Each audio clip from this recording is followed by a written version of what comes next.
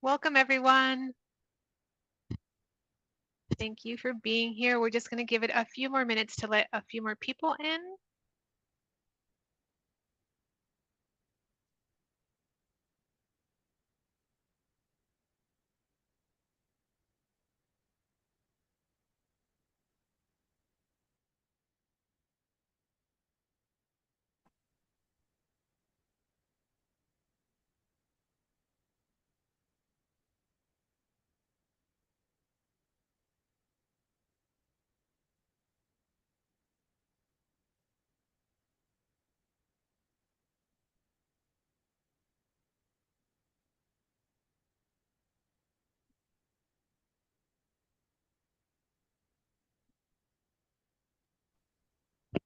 Hello, everyone. Welcome. If you just joined in, we're just waiting for a few more moments just to let everyone in. I believe Mark Booker will be joining us today, so we're just going to give him a chance to get in as well. Just one moment.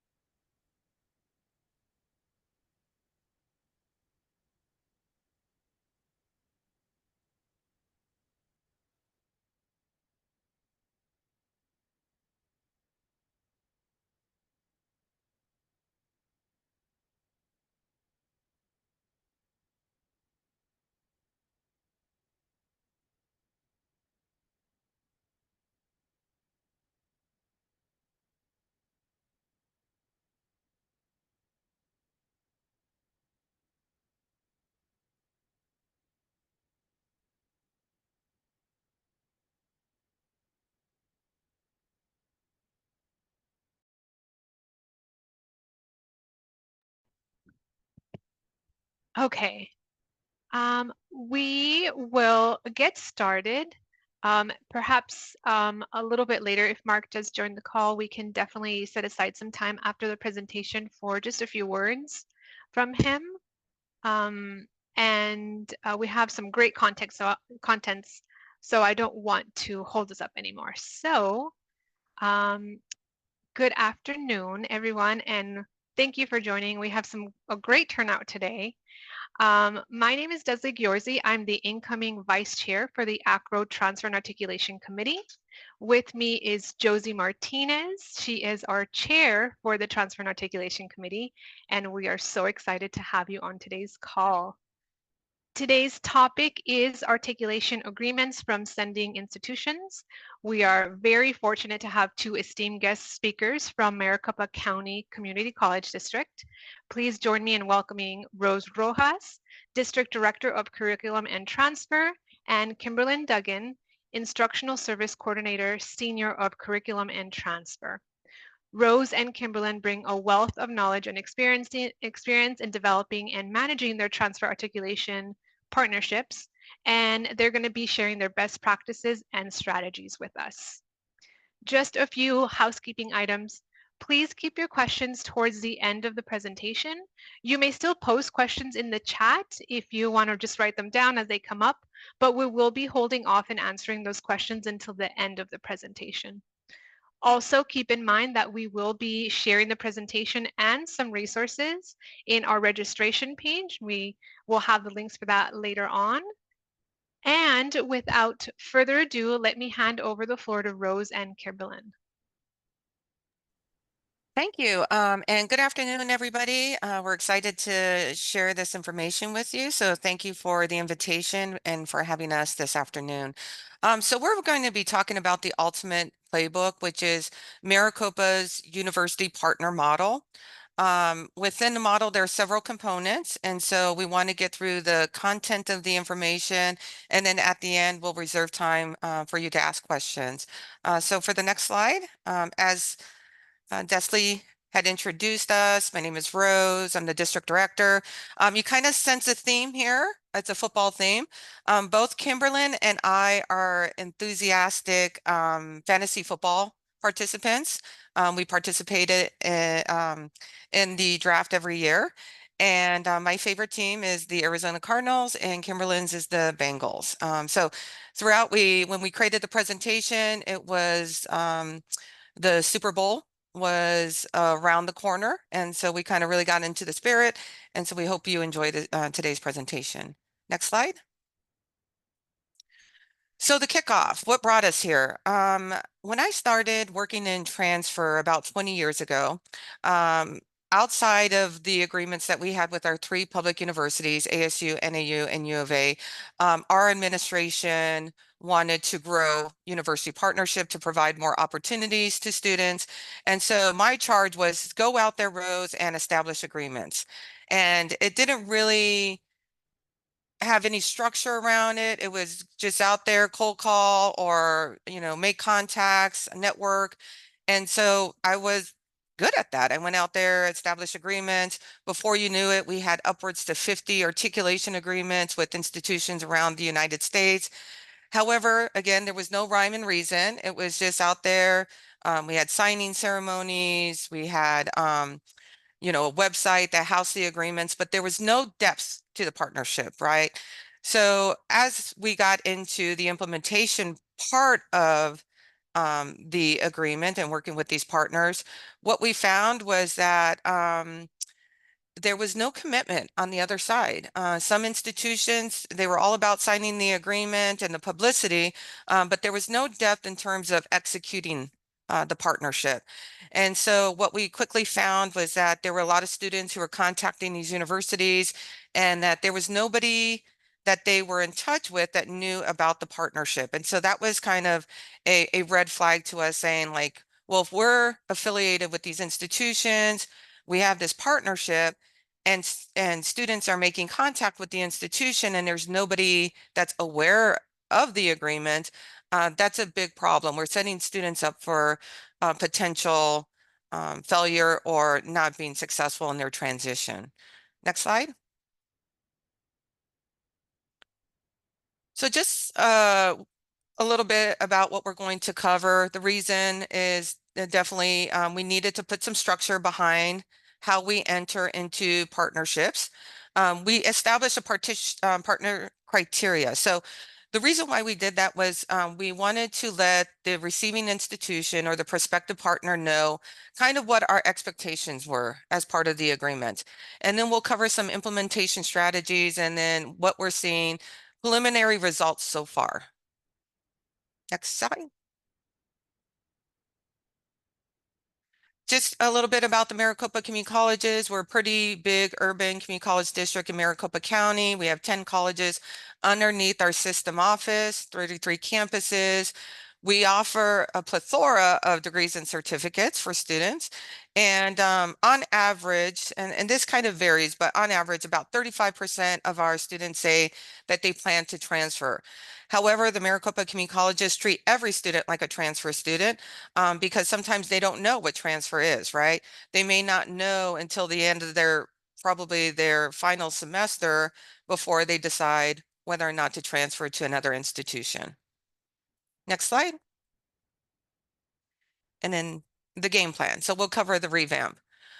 So one of the drivers in the revamp, so about 10 years ago, I established the criteria and it was kind of a very, it was kind of a basic structure that I had put in place for us to follow in terms of how we enter into a partnership or agreement.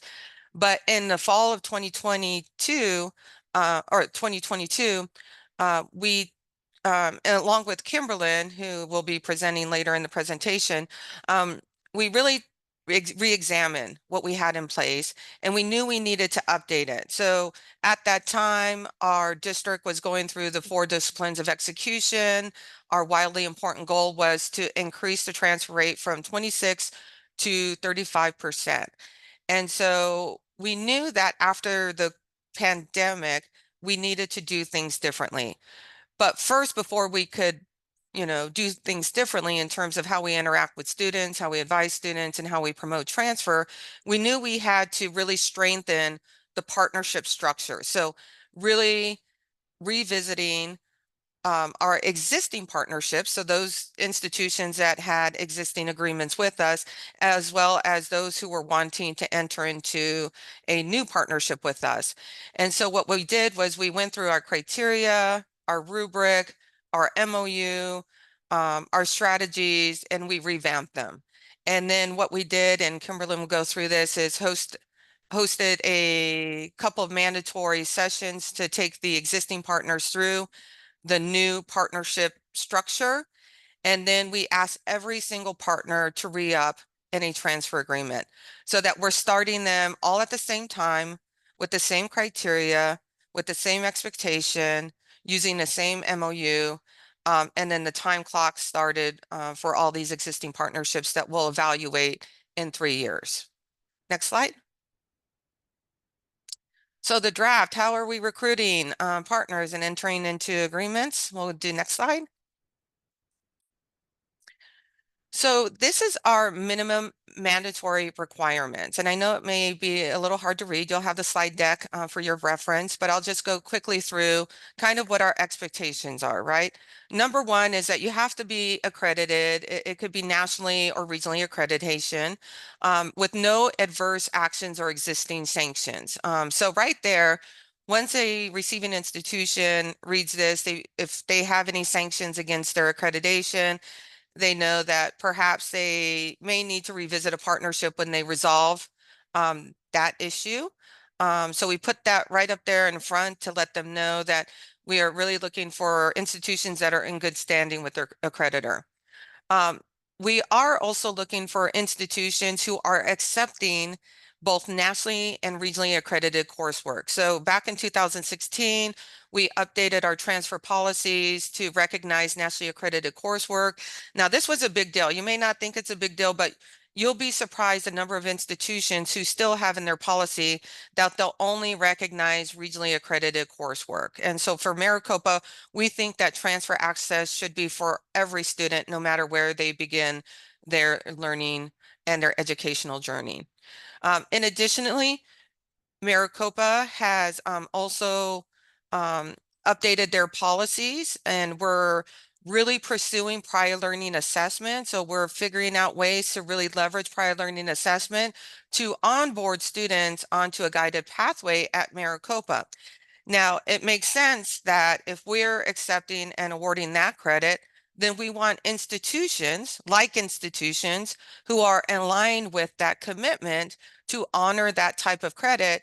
We want to identify those institutions. So alignment is important in terms of where our district priorities are, and then identifying institutions who are aligned with those priorities. So this is a really big deal because I don't think a lot of people are talking about the transfer of prior learning assessment credit. I kind of refer to it as Articulation 2.0 because it's going to be the next evolution of articulation, right? So we got academic credit covered. Now we need to figure out how to protect prior learning assessment during the transfer process.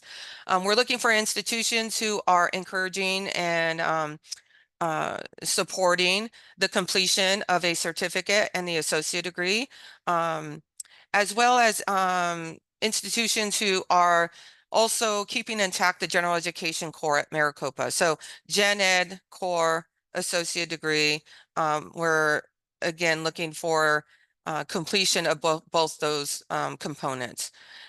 And this is really important in terms of identifying where our students are going. This is really important because before the revamp, we were collecting data from our university partners, but not all university partners were complying with the request.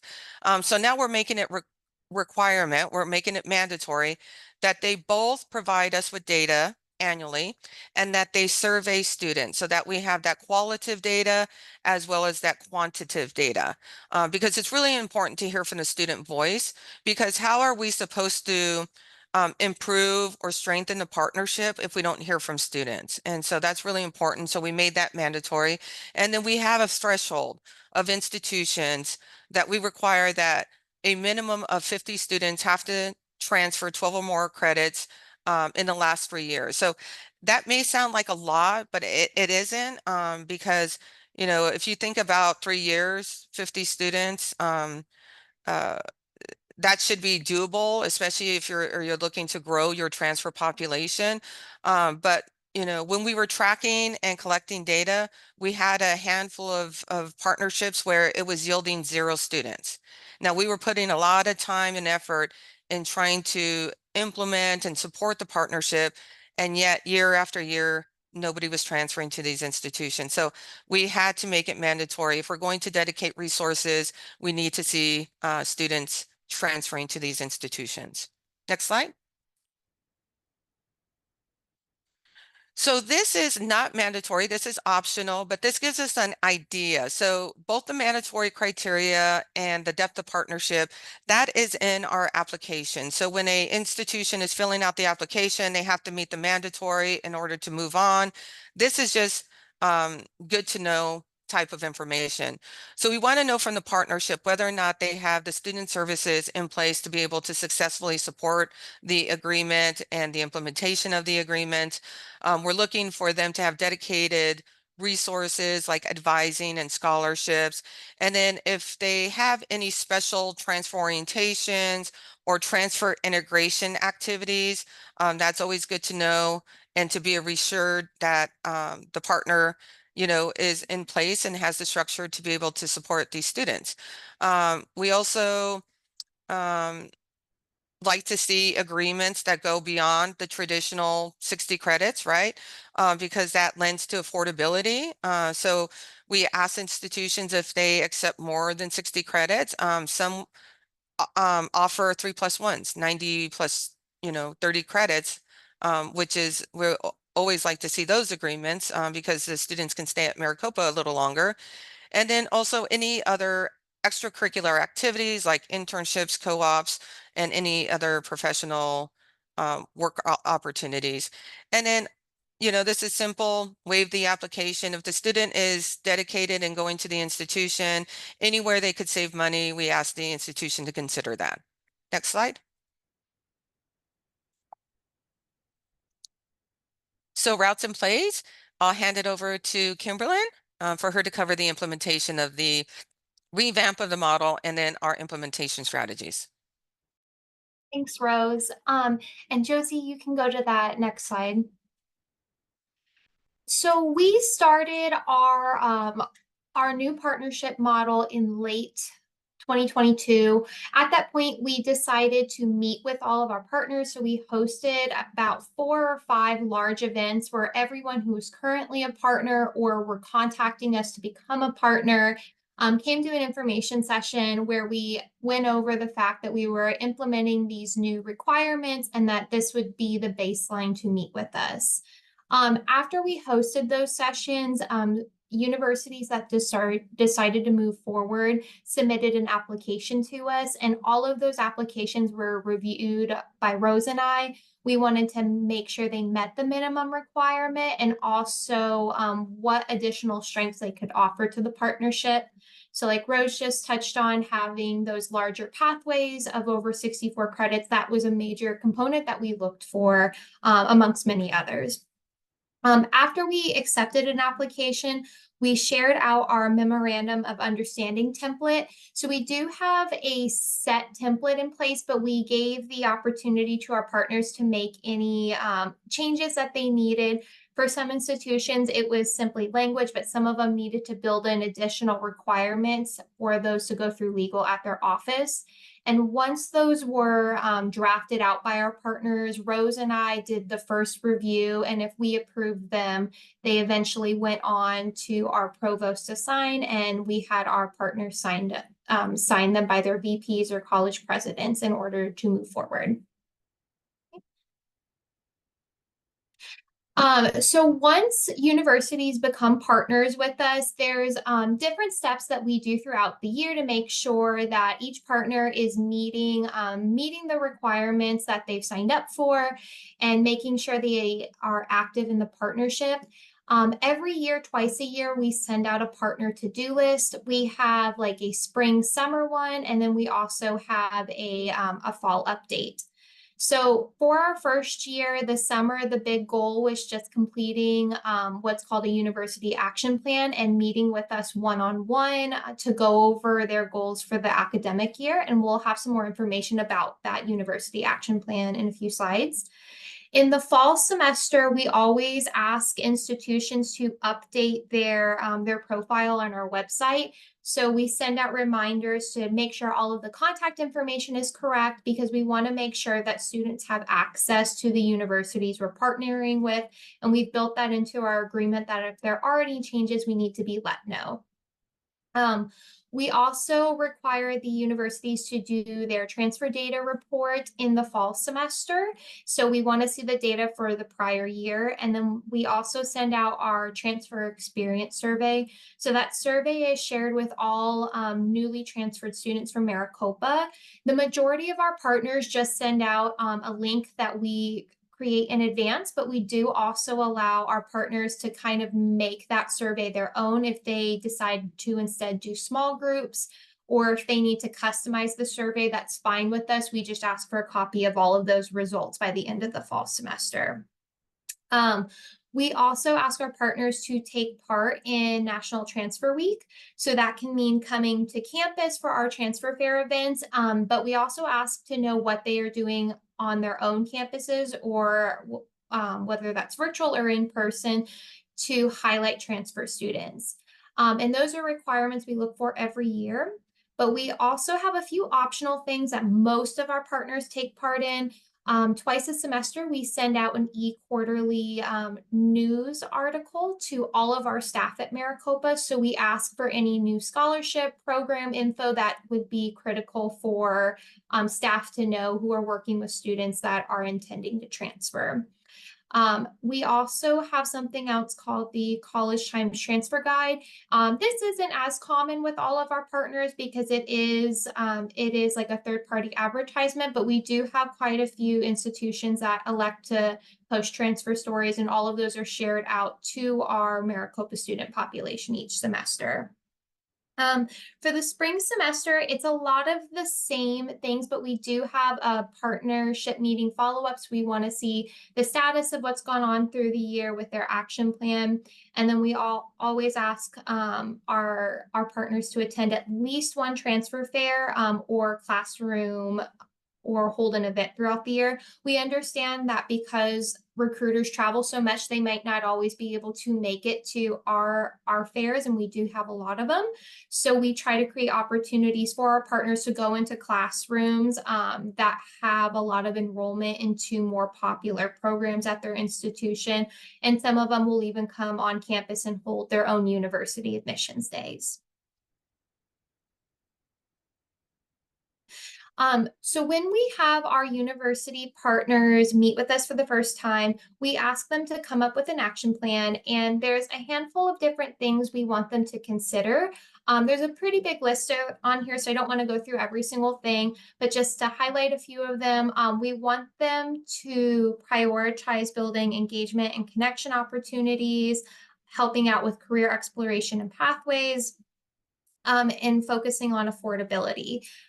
Because we are a community college that is so large, we have a lot of students who have transferred multiple times. So these are strategies we want to be highlighted when students leave us, who have already had the opportunity to experience a lot of these, and those continue at their next destination. And you can go ahead and switch. Thank you. There's a couple examples on here, and again, I know they're super teeny tiny, but just for example, if a university told us they wanted to have a primary focus that academic year on engagement and connections, we recommend that our partners help out students beyond the classroom, having access to things like food pantries and mental health services. We also ask for them to have different sorts of counseling available to help students that might need some additional support outside the classroom. When talking about articulation and credit mobility, again, we look for those pathways that are above 64 credits, and then also creating really streamlined transfer pathways. In the past, we partnered with a lot of schools that said, yeah, we'll take all of these credits, but they weren't always going into exact degree requirements. So we try to eliminate that with our partners by having them focus on articulation and credit mobility to make sure that students get the best bang for their buck. So the action plan that I've mentioned a few times now is done the first year of partnership with us. So we had all of our universities select 1 to 2 goals, and most of them were linked to their strategies we just shared, but we did allow universities to go beyond that if they had another ideal they thought was really critical for transfer students. We asked the goals to be connected to things like diversity, equity, inclusion, affordability, student progression, or research. And all of those action plans were filled out by our partners. And then we met one-on-one to talk about how we could assist our university partners in meeting those goals. We don't want our transfer institutions to feel like everything is on them. So if they pick a goal, we want to see how we can support that at the community college pre-transfer so our students are successful at the university level.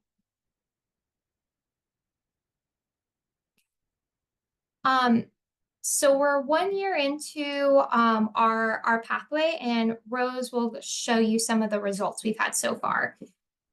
Thank you, Kimberlyn. So when I had referenced the rubric, and I know, again, this is small, you'll have all of these resources after the session. You'll have links to all the detailed information and list that we provide.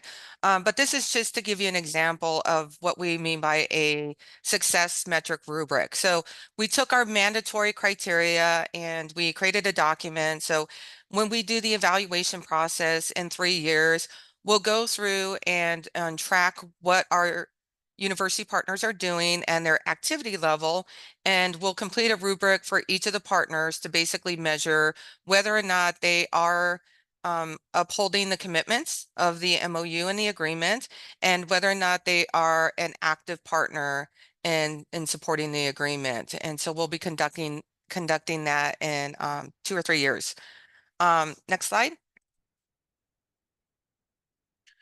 So for the annual data request, we request that the receiving institution provide us with transfer enrollments, as well as new transfers and bachelor degree completion. So what areas are they completing degrees in?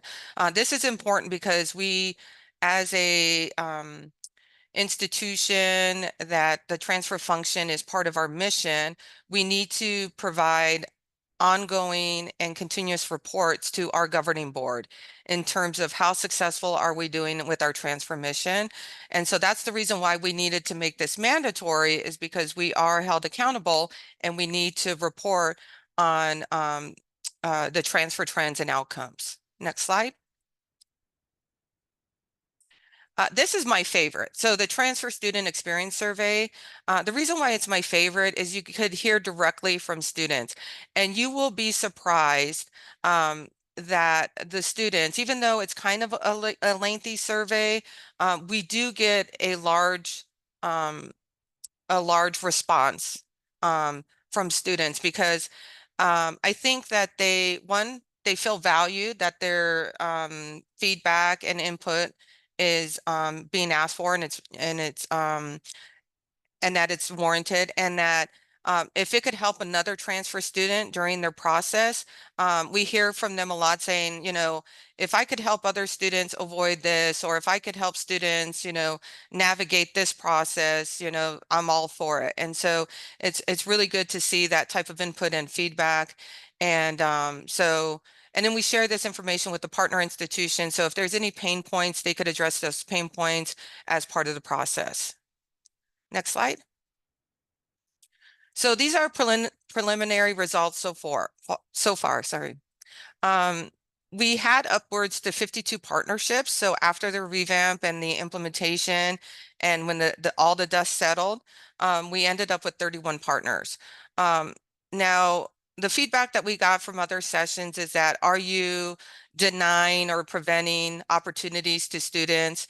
And in our opinion and our outlook is, no, we're not, because we can't have partnerships with every university in the United States, right?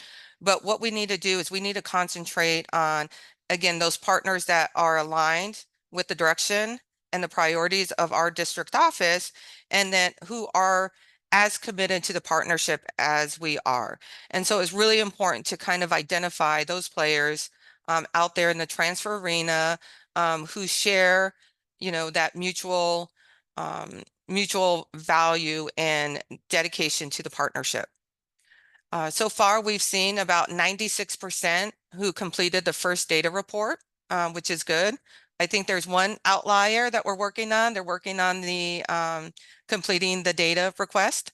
And we typically share the data requests up front to the receiving institution so that they could have those institutional conversations with their folks to be able to be prepared to submit this information, right? So we don't want to blindside them. We want them upfront to have it so that they can do what they need to do in order to comply with this requirement.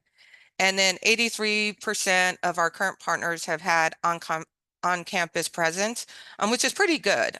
We do want to grow that, but 83%, I mean, with all the events that we offer, I think is a pretty good number. It's pretty solid. Next slide. And then I want to thank Kimberlyn for compiling this information. So just kind of themes that we're seeing in our student feedback. 86% of Maricopa students indicated that they were satisfied with their overall transfer experience, which, is pretty good. We always strive for more, right? But 86% is, I think, a pretty positive showing that our partnerships are working. We're also seeing an increase of transfer to private institutions versus public institutions. So students are really examining and looking at other options than our 3 public universities. And then students prefer institutions with clear transfer paths. I mean, that might sound kind of evident and obvious, right? But that's the reason why we wanted to bring more depth to the partnership, is because we knew that this was key in helping students be successful during the transfer process and making informed decisions as they're selecting their destinations and their bachelor degree programs. And then students recommended additional engagement events. So, we share that anytime a student has the opportunity to meet one-on-one with university professionals, that's amazing because they really feel connected to the university at that point. Next slide.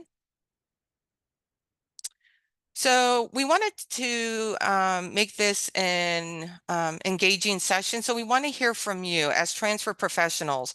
We want to hear your feedback on our university partner model, but we want to know, like, what drives your transfer partnerships? What are your key focus areas? And then who are your primary partners? What are you seeing out there in the field? And then do you have any additional key performance indicators that you use to evaluate whether or not your transfer partnerships are successful? So right now we'll open it up to individuals. If you have any questions or if you want to answer any of those questions, we'd be more than happy to field those questions and have the conversation.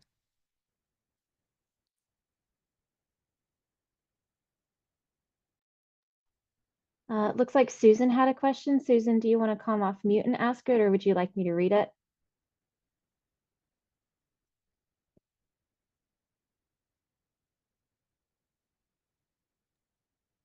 So it says, do you look at the geolocation trends?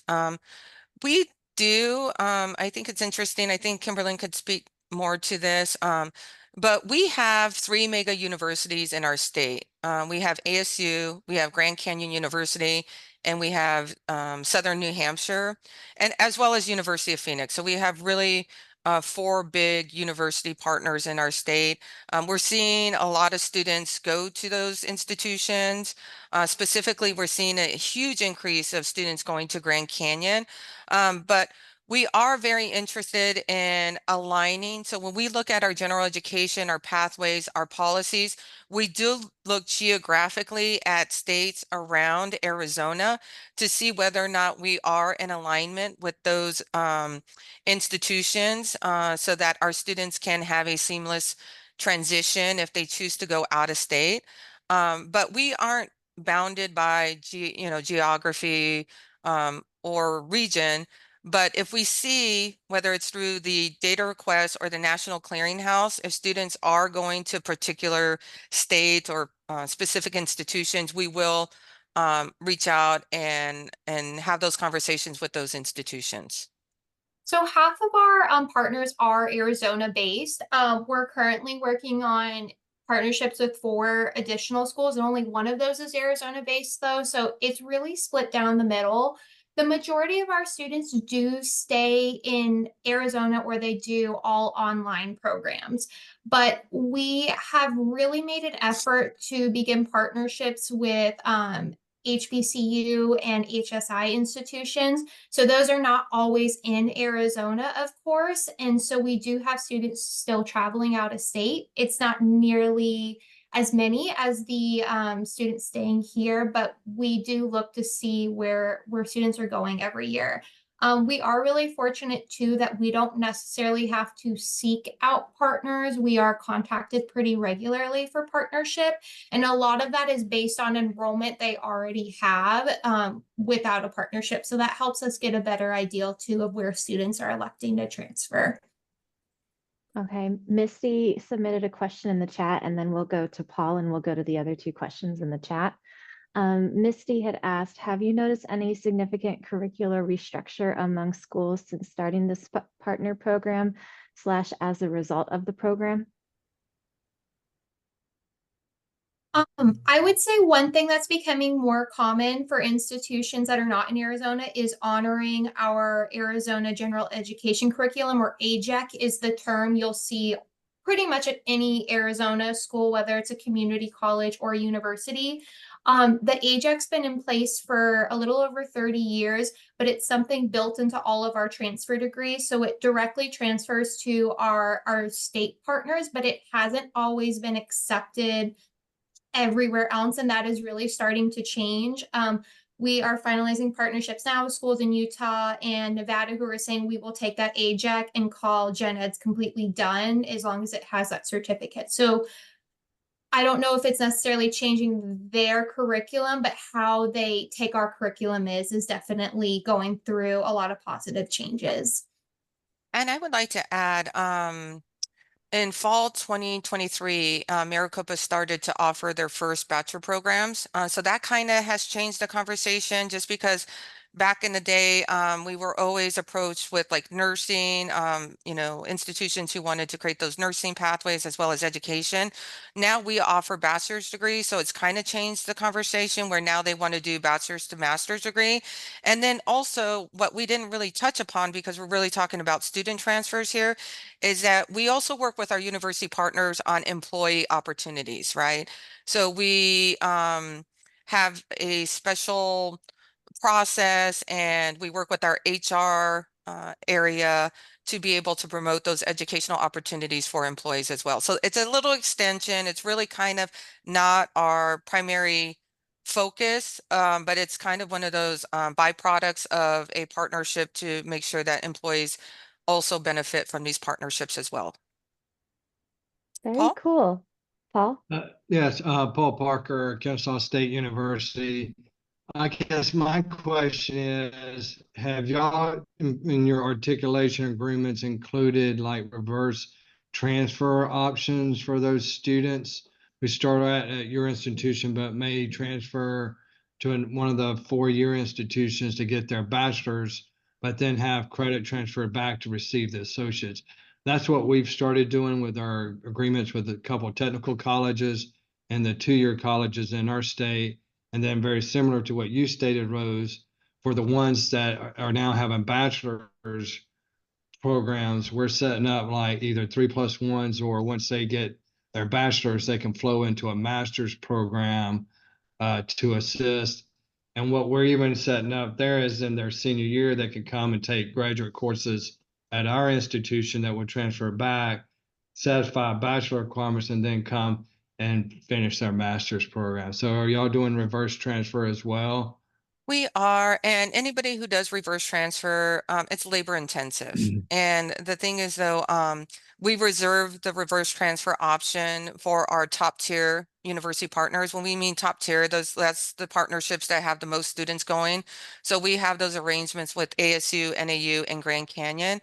But It does take dedicated staff to go through and mine the data and do, Yeah. you know, all of that, which is pretty labor intensive. We would like to really, through this revamp and work with the partners, is have students complete before. So we're spending a lot of time and effort in trying to really address that, so that reverse transfer, while it helps, is not the, you know, primary goal to identify completers. Yeah, so that's what we pretty much have in place. Again, it would require that a significant amount of students go to that institution. Yeah. And that's what we kind of did with the main feeder school for our technical college that's 15 miles down the road, that was already getting dual enrolled students, or students there get 18 to 30 hours, and then they were coming to KSU anyways. So we set it up knowing we're getting 50 students or more a semester from there to do that articulation agreement. And then we Yeah. set up one with the 2-year college and doing the same thing, but they also have bachelors. So our agreement with them for the bachelor's degree is to set up with, okay, well then let's do the agreement with, they're in good standing in bachelor's, then let's have them take graduate courses here while pursuing the bachelor's there. And then once they satisfy the requirements, can finish the master's at KSU. Yeah, and then in addition to what we're doing in our partnerships, we also, the colleges are also working on automatic conferral. So there really are automatic graduation. I forgot the terminology. Kimberlyn, do you know what that terminology is in terms of the, okay, Yeah, we auto we'll revisit, but yeah, petition. We exactly. That's auto petition and auto confer students once we pull a 98% report, 100% report, and we do that as well. But the key thing is knowing who the students are that are coming in as part of the articulation agreement. We put a student attribute on, and then we can follow them and know when to send transcripts back after each semester to the institutions for reverse transfer. gotcha.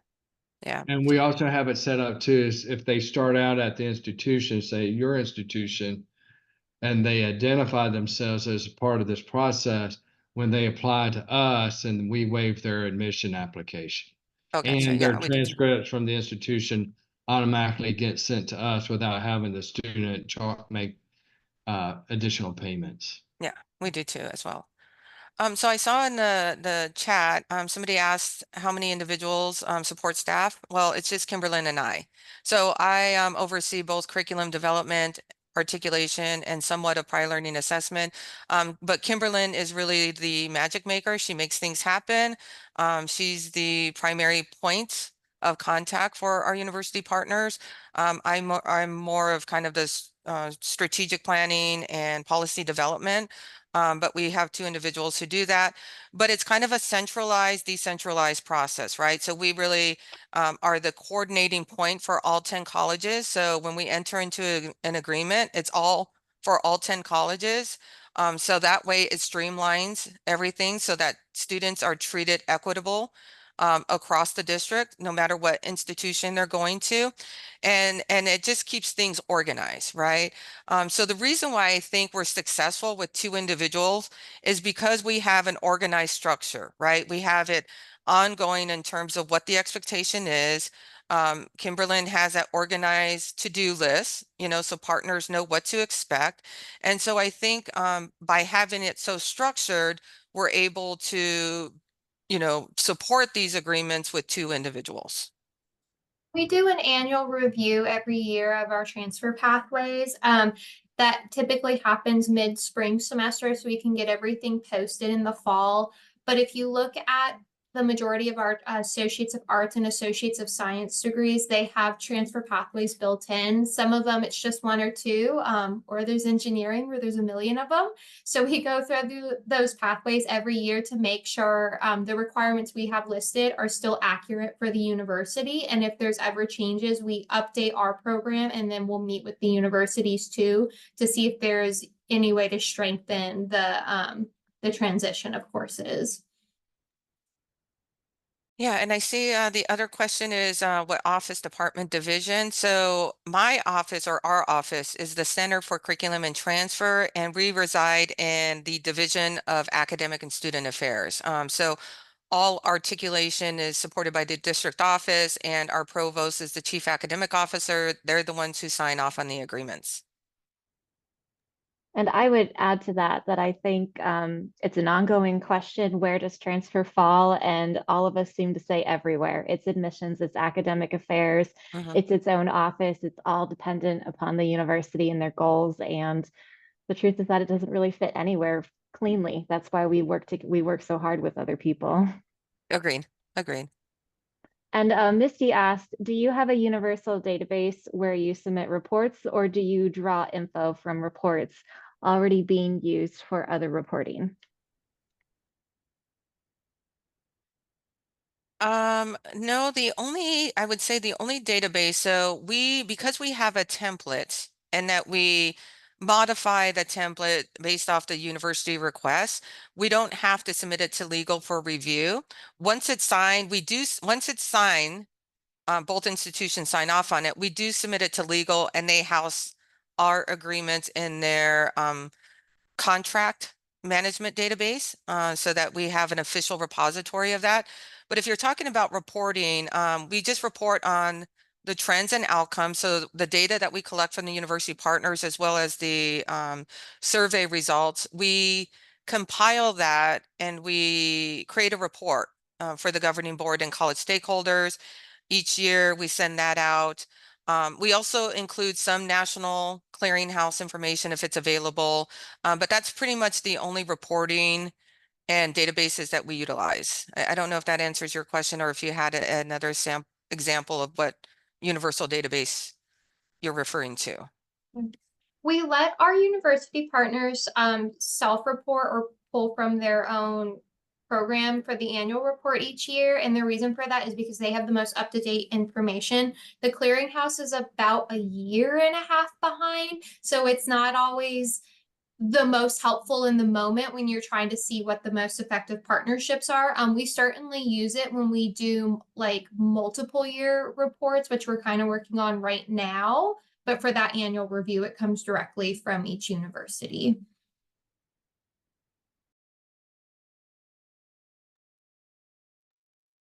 Any other questions? So I personally had a question. You know, you brought up general education a little bit. What is your take on the interstate passport that they've been trying to get off the ground nationwide for a while? Do you participate in that, or are you interested in it? No, they actually retired that program. But when I had the conversation with G, we didn't participate because of prior learning assessment. They couldn't guarantee that the participating institutions would accept and honor that type of credit. So it would kind of behoove us to enter into that type of arrangement, knowing that we are actively awarding that type of credit. We don't want to mislead students in terms of that being taken intact and not being picked apart. So, but now that it's retired, I have reached out to see if they have any recommendations, or if there's going to be a new type of or a similar type of program, and their focus is on learning recognition. So that's where I would say for the future of articulation, I think it's going to be prior learning assessment. So really, having those institutional conversations to make sure, especially the receiving institution, to make sure that you have the policies, the processes, and the resources to be able to intake that type of credit. In Arizona, we're fortunate because we have an Arizona transfer model where each year our discipline articulation task force, they standardize equivalencies and credit related to national exams. So students who are earning credit through national exams, they could go through this, standard national exam guide, and they could see how their credit will transfer if they participate in AP, CLEP, IB, Cambridge, that type of credit. I want to extend the conversations, statewide conversations, to include other prior learning assessment methods. Because again, I have to account for, once the student completes our programs, they're going to want to transfer, and I need to, really advocate to our university partners that they need to accept and honor that type of credit. And Misty asked, you mentioned pulling trends data. How are you pulling that? Do you code students based on the pathways they are following or use another method? The only university that we're tracking in our SIS system is, I believe, ASU. But the type of trends we're talking about is self-reported. So we have this a template that the universities complete each year, and they tell us what the trends are or what the enrollment information is and demographic, and as well as the bachelor's degree that they're completing. Kimberly, can you think of anything else? Yeah, with the transfer pathways that we have built into our own degrees, those are actually coded in the system too. The majority of them are for Arizona State, just because that is our largest transfer partner. But we have dozens of other dozens of other programs built in there for some of the larger institutions. So like Northern Arizona University, Grand Canyon, especially. A handful of University of Phoenix, and so on. We can track those by how many students have selected that program that highlights the school they're going to. There was one other thing I was going to mention, but I just lost it. So if I think of it, I'll put it in the chat. Okay, and I see another question is, how are we defining credit for prior learning? It's anything that's achieved outside the classroom. So we're working with our CTEDs, the career and technical high schools, on identifying industry recognized credentials, as well as the high schools around us.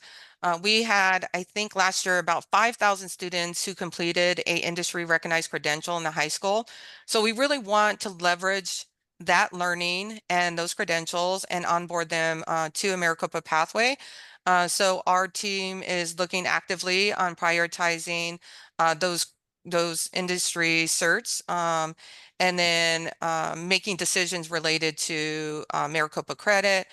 So military service, we are working with our university partners on streamlining military credit, as well as professional certificates, employee certificates. So you name it.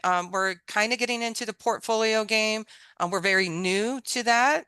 We're now a recent CAL member, which is the Council for Adult Learning, and so we're kind of getting into that arena and ability to do portfolio assessment. So and it is clear, we basically share that with our university partners. We don't, even though it's built into our criteria that they accept prior learning assessment, we know that each institution has its own autonomy and authority. What we do is we provide the documentation. Our faculty are the primary drivers of these decisions. So we submit these requests to our instructional council. So the faculty who are making decisions related to transfer credit are the same faculty who are making decisions with prior learning assessment. So we reassure our university partners that faculty are involved in the process. We do provide the institutions with the documentation that we use to make the decisions. So it's very transparent. We could streamline that process a little bit more and better. But again, we needed to build the foundation so that we can have these type of conversations. And I think we've got the last question we probably have time for before we have to wrap up. What is the typical time frame for approval of pathways by both institutions? Are pathways updated annually? When we first started, it was about a 6-month turnaround time, and it was because we were initiating so many pathways at once. So we had our first meetings in November, and we had the majority of pathways signed between May or June of the following year. So I guess you could say 6 to 7 months. Now that we're not bulk signing pathways, we can usually condense it down. So it's usually, I would say, more like 3 to 4 months at this point. And a lot of that too is because we've had our template in place for over a year now, that we kind of know what to look out for, and what might get kicked back is not approved. And we've made adjustments to all of our resources since then. And then in terms of if they're updated annually, so for actual transfer agreements, when they're signed for the first time, they'll be reviewed every 3 years. And then after that first pass, if they continue, it'll be every 2 years. But like our articulation agreements for specific programs, those are reviewed annually.